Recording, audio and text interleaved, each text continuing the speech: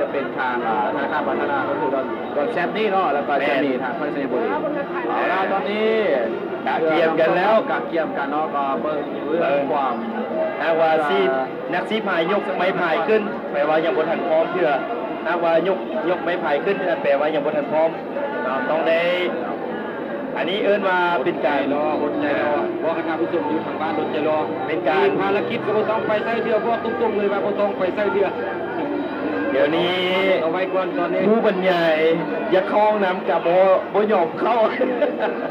ต้องเร็วจะรอว่าเอาไปเลยสำหรับผู้นี้เอาเฉพาะแต่ท่านผู้ชมบอกไปให้ลูกไปใส่โบได้ได้เขาก็ต้องลูกไปใส่คือกัน